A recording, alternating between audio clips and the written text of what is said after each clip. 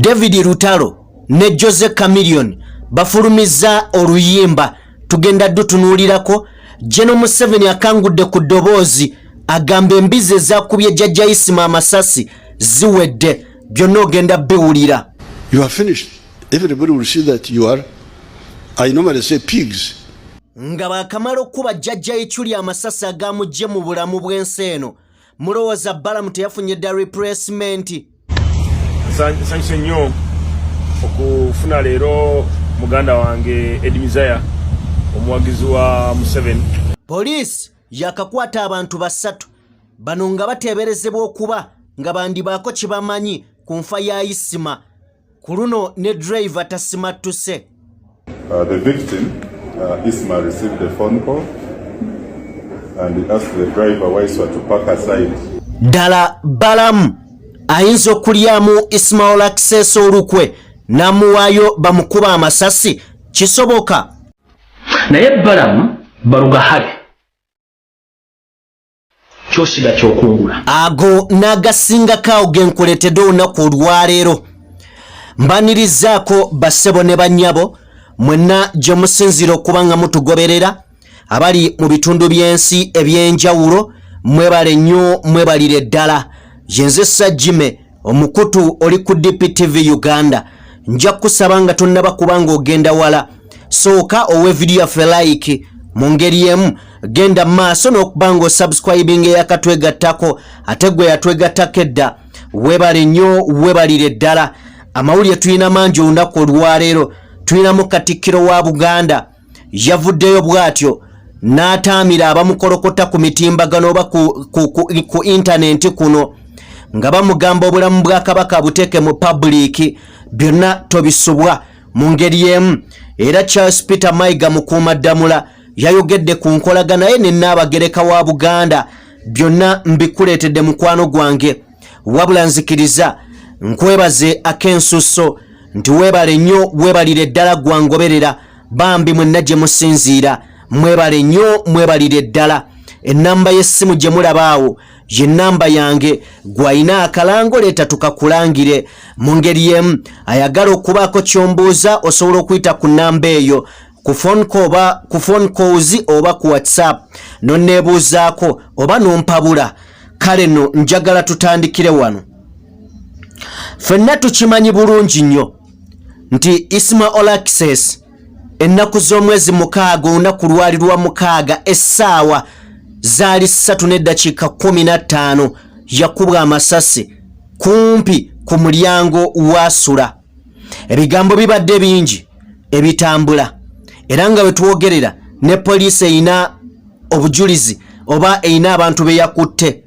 Naye ampuliriza waliwo ebigambo ebigambibwa era ng'abantu basonze ennwe mu mukulu amanyiddwa nga Balamu nti yandiba ng'alina kyamanyi ku ngenda ya jjajja Ichuli.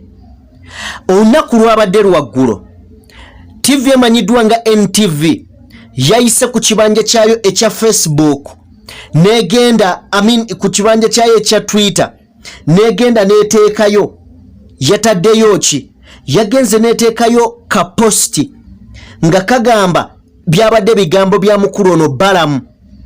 Njagala muwulirize bulungi. Yagambye bw'ati blogger Ismail access actually yagambye people have to know people have now understood that freedom of speech exists but freedom after speech doesn't exist. Okawulidde bulungi. People have now understood that freedom of speech exists but freedom after speech does not exist. Bigambo ebyo ampuliriza kiki kyoyinza obijjamu. Statement ng'agikola nga munne baakamukuba amasasi nga baakamala omuziika era nga yatadde ssente empitirivu mu kuziika kwe ye ng'ali wansi w'ekibiina kyatembeeta ekya Muhoozi Project. n'akola statement bwetyo. Ampuliriza kiki kyolowooza. Naye Balamu baluga hale kyosiga kyokungula bw'oba tosula the information ejja kufuluma meeting gye wazituuza okugyawo isima nga tukimenti information ejja kufuluma efulumye. Ampuliriza ebigambo bye nkusomedde posti ewaayise eddakiika ntono nnyo ne bagidiriitinga. Kitegeeza ki ekyo? Katoveeyo njagala kutwalako ku gye ly'eggwanga erya UPDF. UPDF olunaku olwajjo ng'eyita mu Meja Charles Kabona. Meja General Charles Kabona ye mwogezi wa UPDF asooka. Jjukira omwogezi omukulu ye Felix Kuraije. Wabula ono bagenze mu bitundu by'e Nabweru wali mu Wakiso district ne bagenda maaso n'okuba nga bakwata abavubuka abawerya ddala 6 balambirira.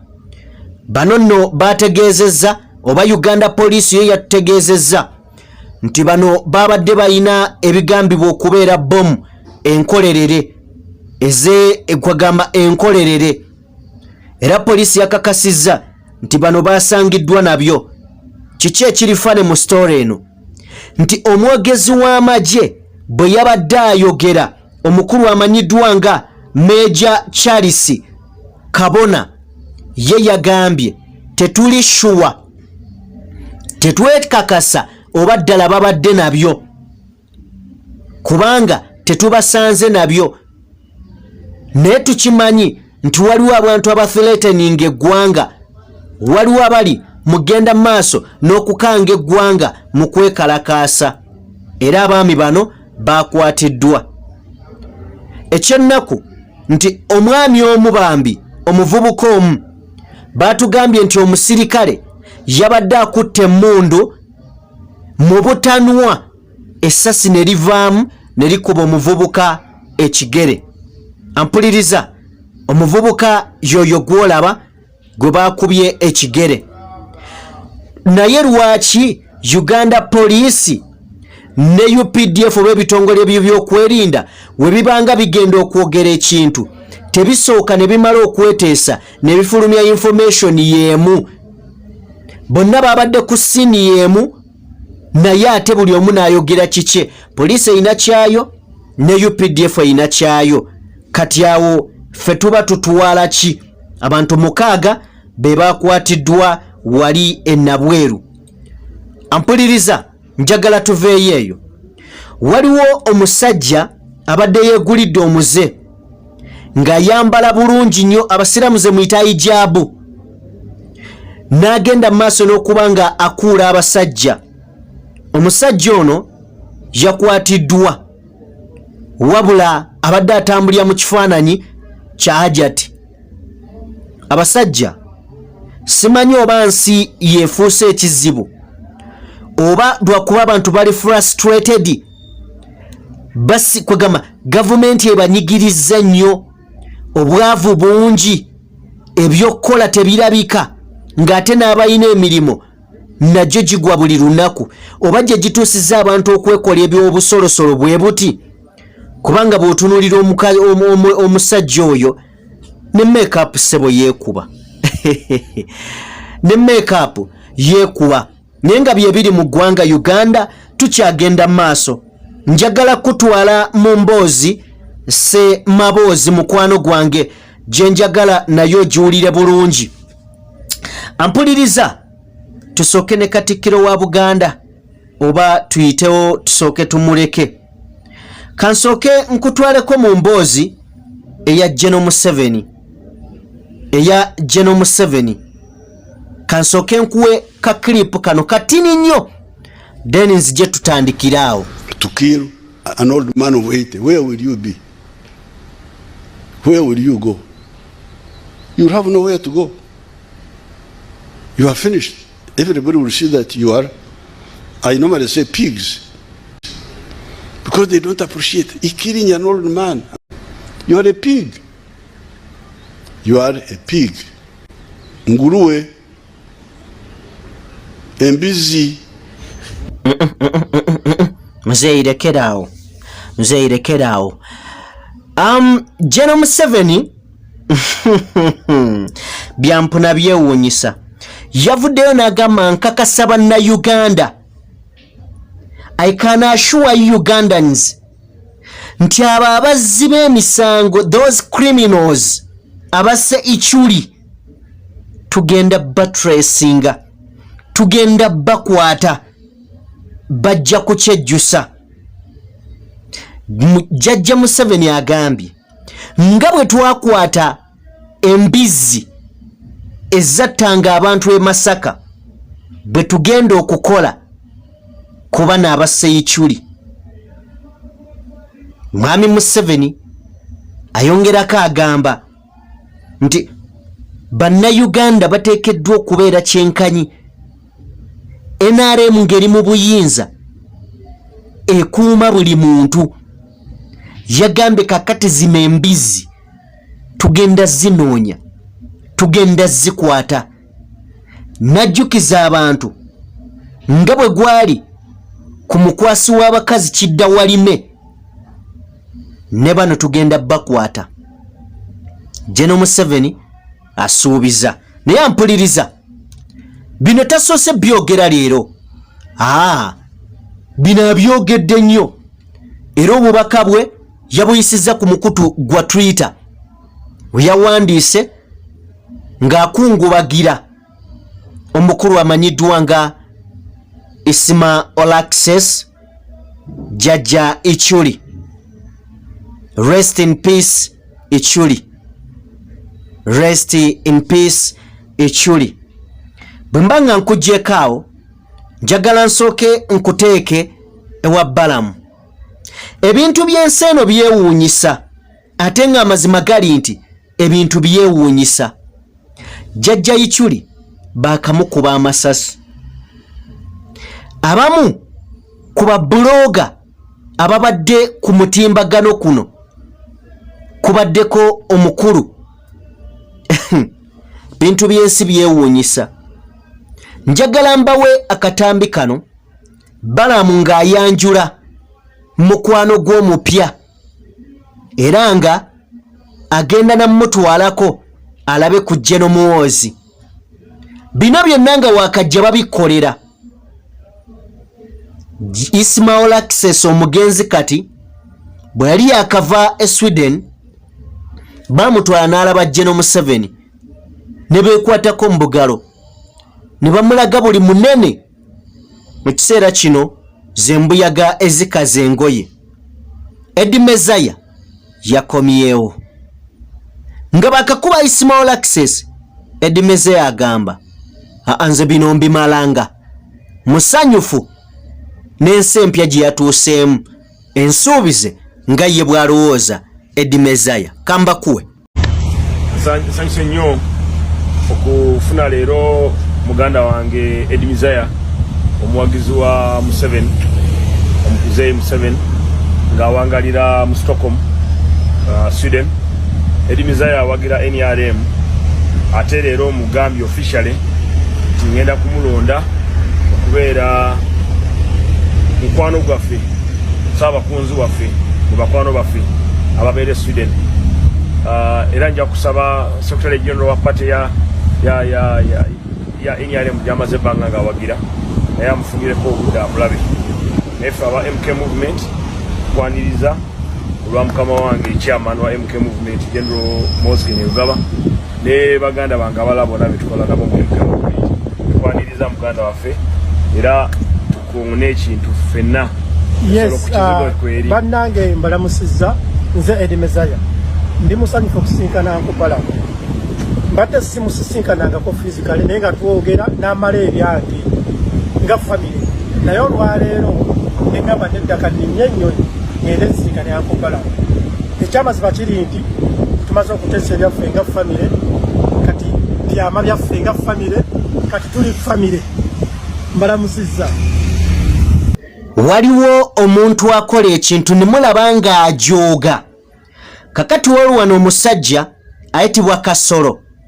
Omusajja ono yali yakazibwako erya Arsenal yatta mu 2019 yatta mwana muwala amanyiddwa nga Maria Nagirinya kosa ne driver we yali amanyiddwa nga Ronald Kitayimbwa. Omusajja ono olunaku lw'eggulo yabadde mu kkooti. Bamugambye abantu abasobola okumuwako like okumuwolereza n'ayimirira bwantoogo n'agamba kkooti n'agamba omulamuzi nti Oweekitiibwa omulamuzi nsaba ompeeyo obukadde 50 gannyambeko mu okulanga ku media, ku TV, radio, papula z'amawulire okusobola okuyita n'okufuna abo abasobola okumpaako obujulizi oba okubeera emabega wange nti saakola kintu kino. Ng'ensonga gyesigamako agamba nti we abantu bamanyi abasobola okujja bamuwolereze baavaawo mu bifo yabaleka. Yasabye omulamuzi amuwe obukadde 50. Mbutufu waliwo Guy gw'olaba. Guy ono ebiseera byonna agize mu kkooti niye ali confident ajja n'ekintu alinga atalina ku musango, kuba wootuuka okubuuliza omulamuzi bakuweyo obukadde 5 olange munnange abantu abajja oba kiki ekiri mu Uganda olw'emisango gy'olabanga mu butuufu kyekaluwo abagiri emabega bye mu kkooti. Naye njagala watali kulonzalonza mu speed, mbadde njagala emboozi ya Katikkiro njireke n'endowooza kangiyiseemu speed tusembyeyo Chameleon n'oluyimba lwe ne David Lutalo. Ebibuuzo bibadde bingi nga bibuuzibwa mukuumaddamula Katikkiro wa Buganda Charles Peter Mayiga naddala ku mbeera y'obulamu bwa Ssaabasajja Kabaka Ronald Muwenda Mutebi II empologoma ya Buganda. Ebibuuzo bino abizzeemu olunaku olwaleero abadde ajaguza era nga bamuyozaayoza okuweza emyaka 10 mu buweereza nga Katikkiro wa Buganda. Avuddeyo n'agamba nti abantu Kabaka obulamu bwe tebabudisikasingira ku social media. N'agamba nti nze siri dokita era sinze mujjanjabi wa Ssaabasajja Kabaka. N'agamba nti njagala mbabuulire obulamu bwa Ssaabasajja Kabaka tetugenda kubudisikasingiranga ku mitimbagano. Obulamu bwa Ssaabasajja Kabaka singa aba alwadde oba nga alwaddemu okujjanjabwa kwe kuyina kubeera na kwakyama. Oba okitegeera? N'agamba nti siri mwetegefu kudisikasinga mbeera ya bulamu bw'empologoma nga mbuyisa ku mitimbagano. Katikkiro bye bigambo byasobodde okuba nga avaayo nabyo, era agambye nti Kabaka bw'aba afunye ebisoomooza mu bulamu tuleeta abantu abakugu ba physicians ne basobola okuba nga bazza embeera ye mu nteeko. Bamubuuzizza ku mbeera ze ne Nnaabagereka wa Buganda Sylvia Najinda. Avuddeyo n'agamba nti enkolagana ye nnungi ne Nnaabagereka, era bamubuuzizza lwaki teyaliiwo nga Nnaabagereka atongoza akatabo ke, nga bamugamba kano kaali kabonero akalaga nti waliwo obutakwatagana wakati wammwe. Katikkiro agambye nkwatagana bulungi nnyo ne maama Nnaabagereka. Ebiseera bwe balonkingira akatabo saaliwo, nali ngenze ku mirimu emitongole ebweru w'eggwanga, wabula nze ne maama Nnaabagereka tukwatagana era tukolagana bulungi. Bye biva embuga ewa mukuuma ddamula Katikkiro Mayiga. Gwe simanyi kikyogamba. Mu ngeri y'emu njagadde nkutegeeze nti Dr. Jose Chameleon ne David Lutalo bafulumiza oluyimba My Godness, akayimba kalungi. Osobola okanoonyako bakayita Salawo. Genda ku YouTube zaabwe bannanga akayimba kalungi, akayimba kawoomye. Oh my goodness, kalimu Oluswayiri, Luganda, Luzungu. Lwaki sibateera wano nengena nange nkawulirizeeko, mbeere bulungi. Peace.